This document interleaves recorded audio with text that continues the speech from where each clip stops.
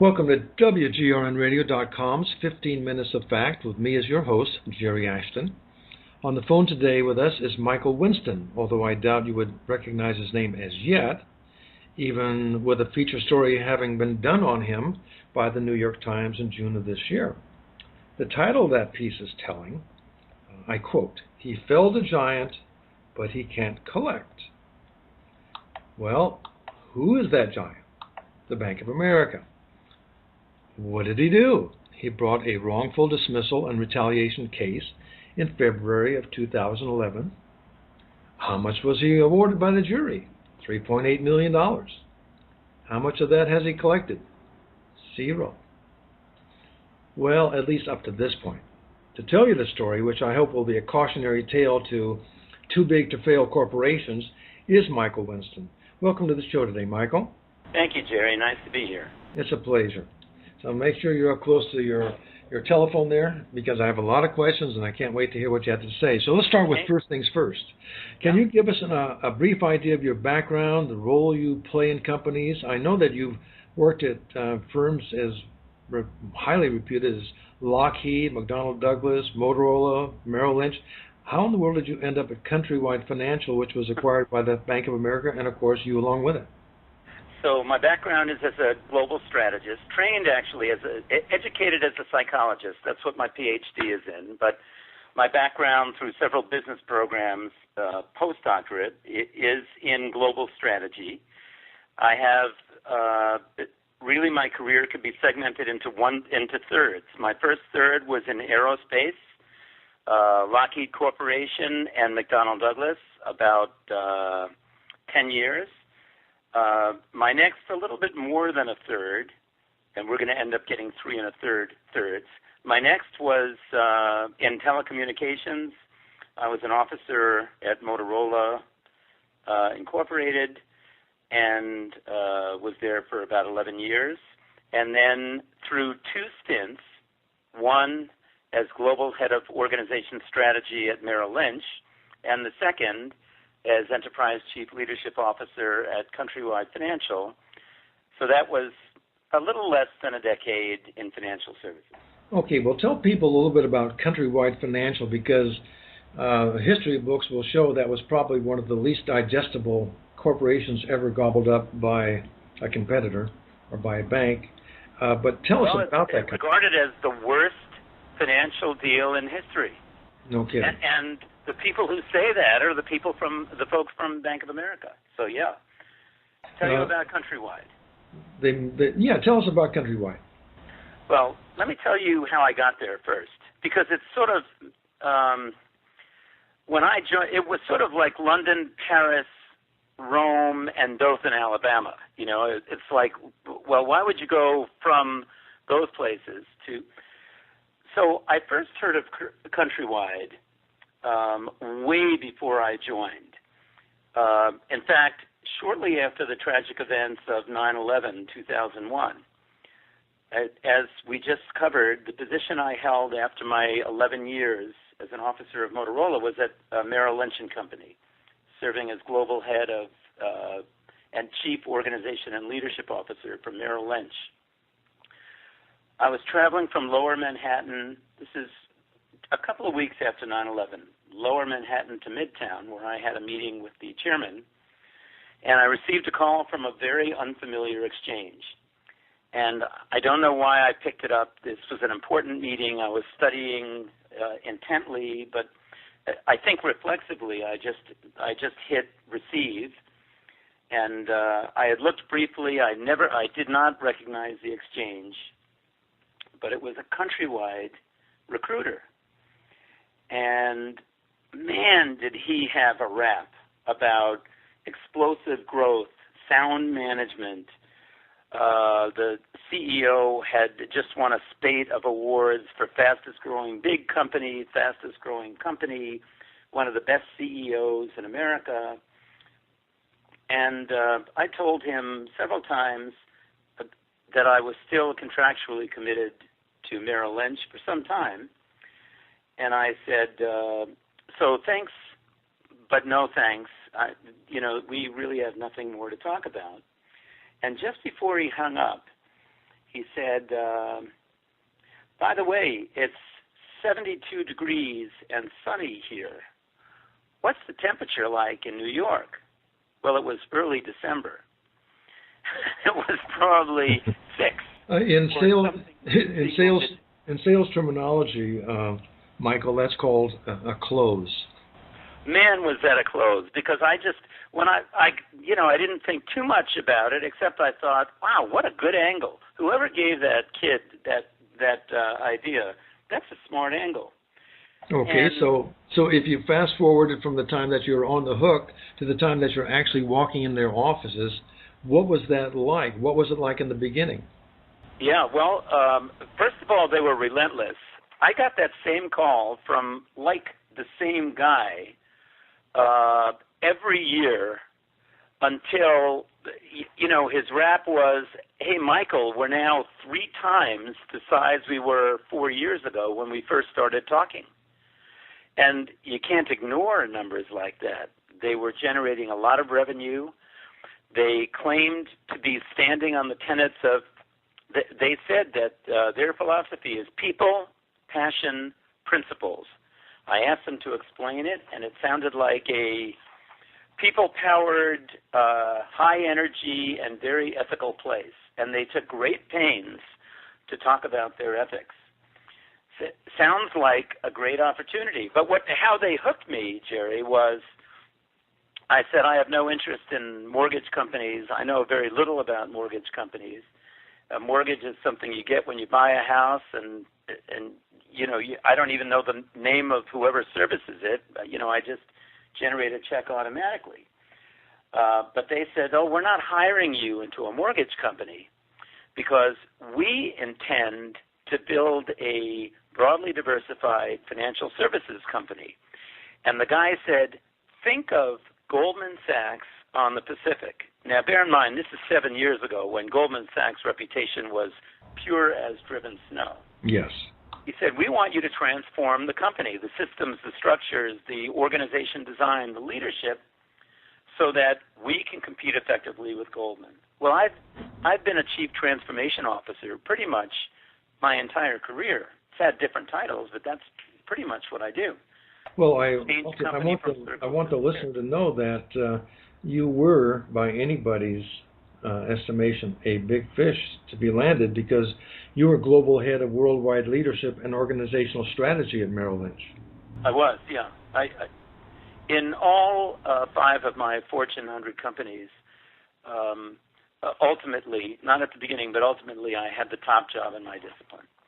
And so, but it sounded like a great place. Rapid growth, great clear vision.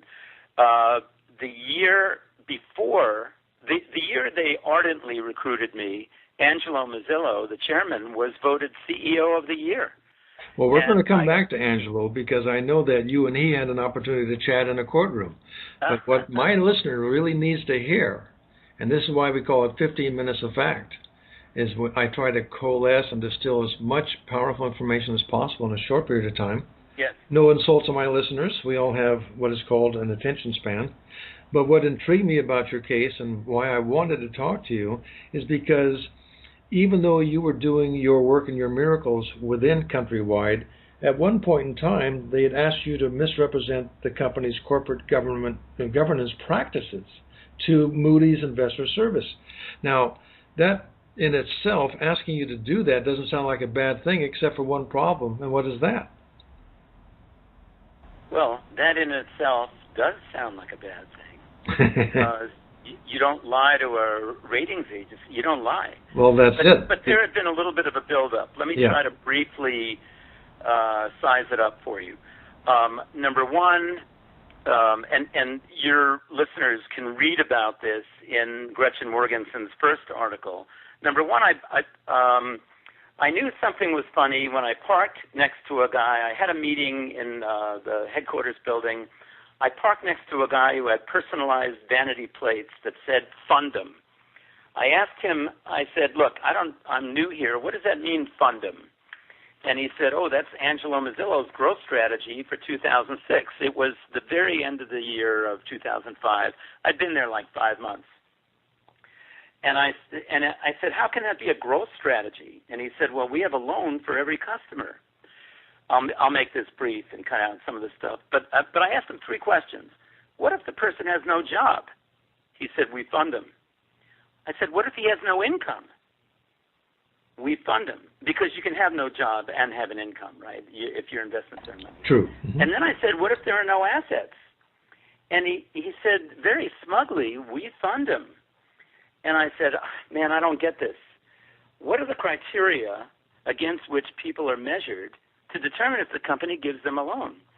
And he smiled at me really smugly. I remember this like it was yesterday. And he said with kind of an arrogant expression, if a person can fog a mirror, we'll give them a loan. So this was the first time I ever heard this. That's amazing. It's amazing in its arrogance. It's amazing in its stupidity. It's amazing in its hubris.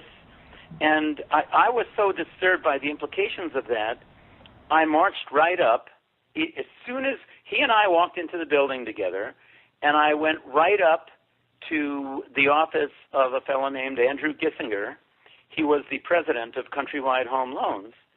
And I said, you'll never believe what I just heard. And I told him of the story of the person I thought was a sort of renegade employee. I later came to find out that, oh no, that wasn't a surprise. The incentives were aligned so that would happen. So since we're on 15 minutes of fact, let's just say that became a running dialogue between me and first Drew and then me and all of them. And until such time as my direct boss called me in her office and let me know that I was upsetting people by asking the questions. I didn't stop asking the questions, but she let me know that there was a minefield that I was walking through. And well, not only were you in a minefield, but you were working for a company that you had a growing distaste for. Why didn't you just quit and walk away at that time? Well, there are 2 more points, by the way, but please. But let me answer your question. They so thoroughly convinced me at the outset that they were a great company, clear vision, noble goals, highly ethical, that I looked at my Merrill Lynch team, I looked at my Motorola team, and I invited, I can't recall how many it was, I think it was 6 of the best of both of those teams to come and join me in California. I bought into this. So here we are. And I invited 6 people, and all 6 of them, by the way, the people who had worked for New York never had lived outside of the New York metro area, and the people who worked for Motorola had never lived outside of Chicagoland. That's the Chicago suburbs.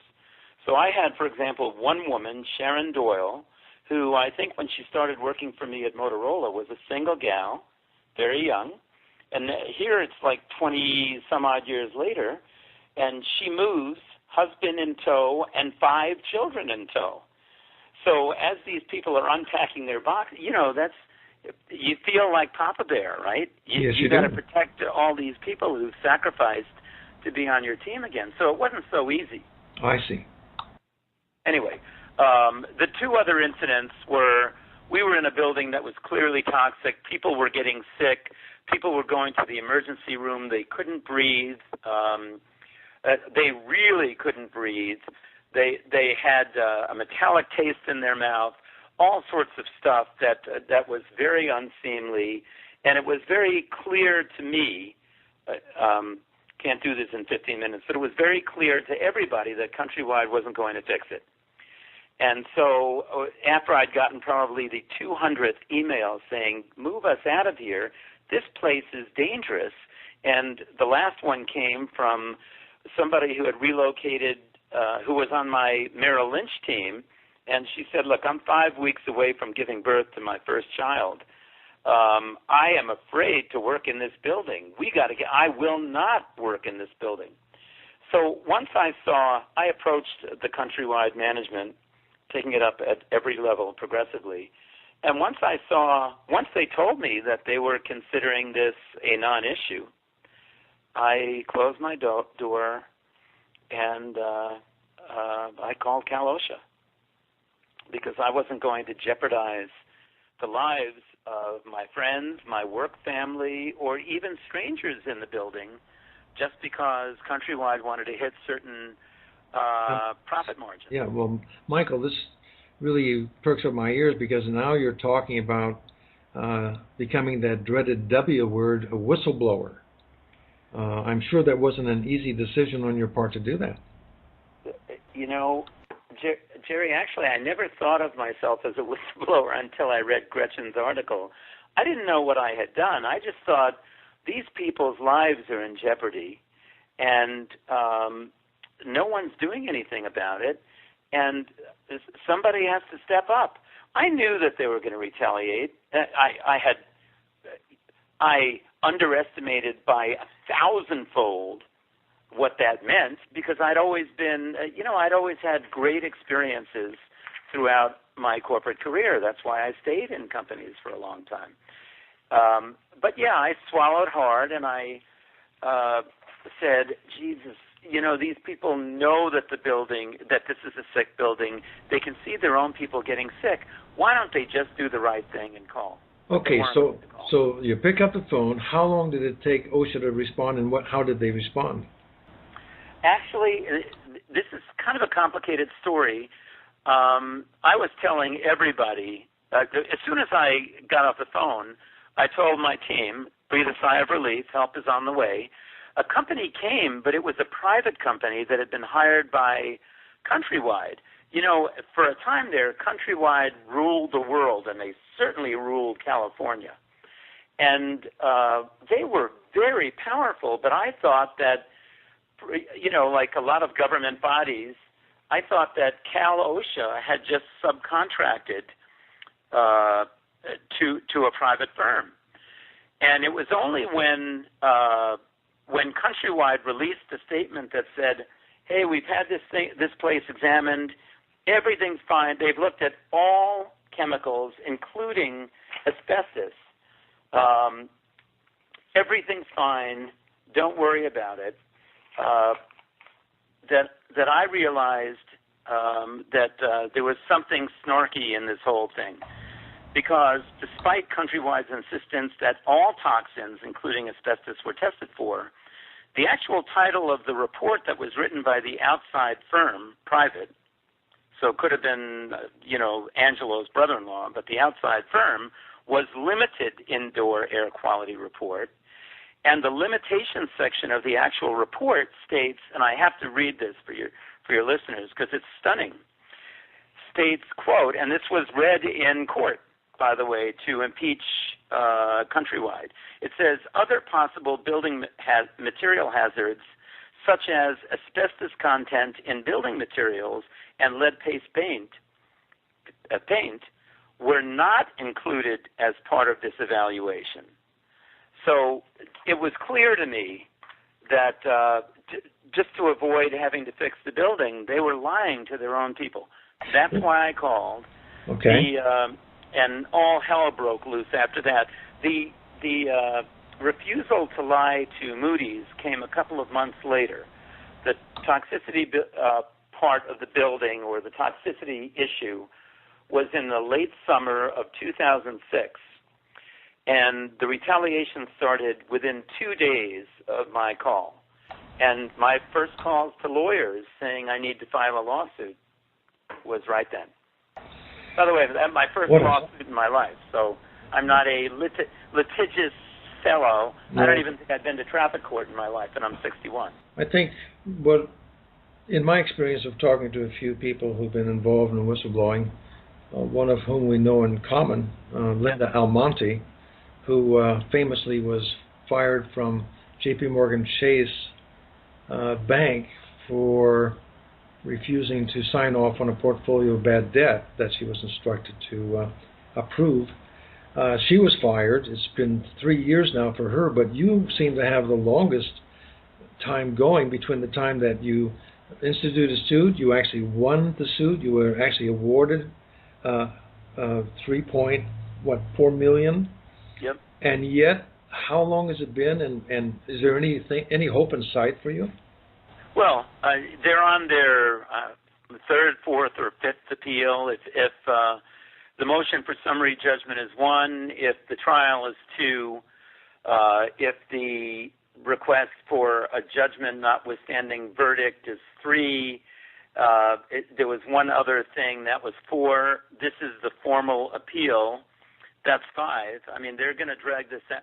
You know, money means nothing to those people. This is what amazes me, Michael. 3.4 million. They're spending taxpayer money. Bank of America was the recipient of almost $50 billion worth of taxpayer money. So They're spending your money, Jerry, and mine to beat me up. Well, on top of that, $3.4 million is nothing more than a rounding error for a bank like that.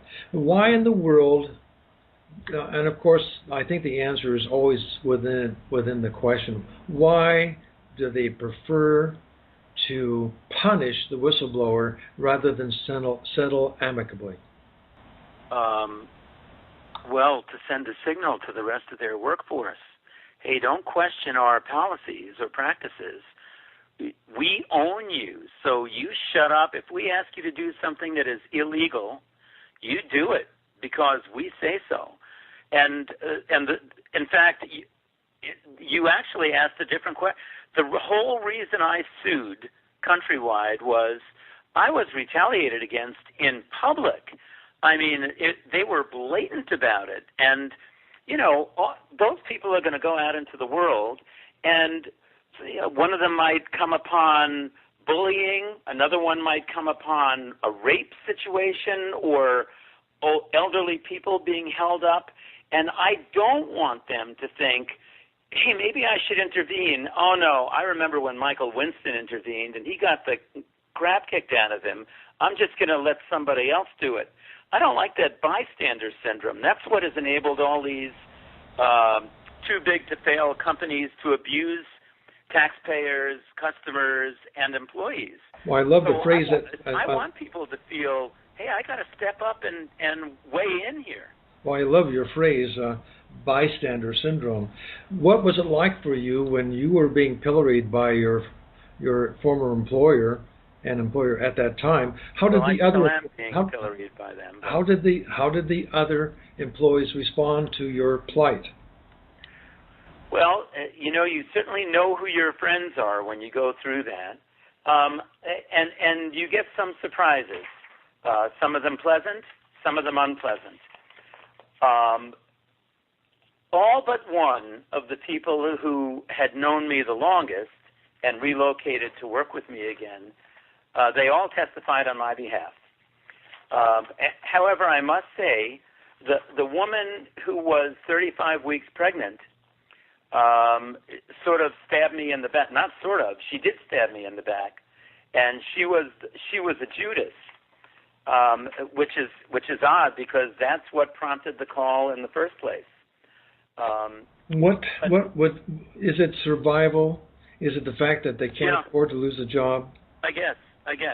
And to me, you know, people have asked me. I've done radio interviews before, and people have said, after all you've been through, I mean, there's a radical reversal of financial fortunes here and reputation. And the reason I'm fighting so hard is reputation is everything to me. I did the right stuff and told the truth about it. They did the wrong stuff and lied about it through their teeth. That's why God bless Ted Matthews, my trial lawyer, for telling Gretchen, hey, every other word out of their mouth, it seems, was a lie. And he's the one who's leaning on the DA to hold them accountable for that. But what does it feel like to have 200 people on your team one day and not too long after have 2 people on your team? What does it feel like to be budgeted, 12 or 15 million bucks in controllable overhead budget one day and have 0 assets the next day? What does it feel like to be invited to the executive management committee meetings and to be invited to be the featured speaker at the board of directors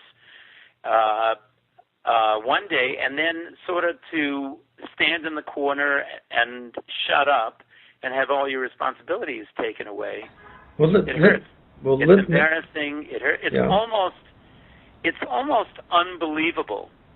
You know,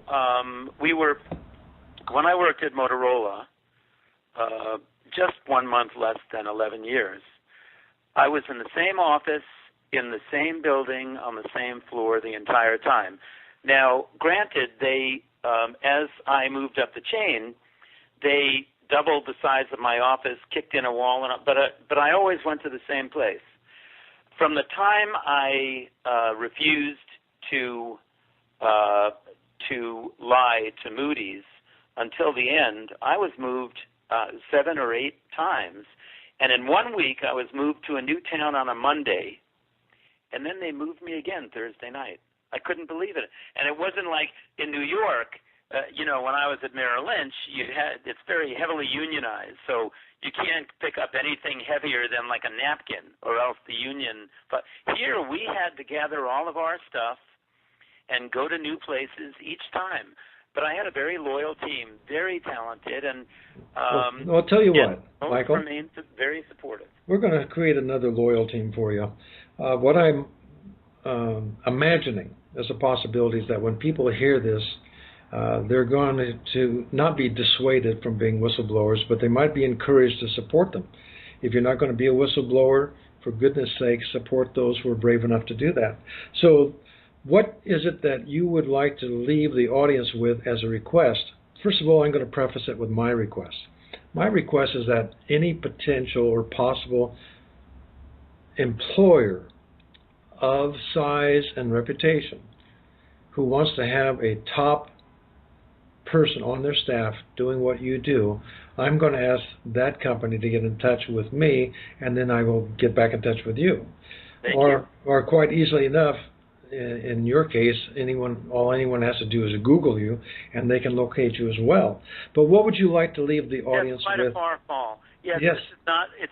So a couple of things, because you asked me why I didn't quit, and I want to cheerlead a little bit for my team here before I get off that. I actually thought, I never thought, not up until just the very end, I thought the reason that all this stuff was happening was that Countrywide just didn't know any better. They had grown so quickly. They had come from nowhere.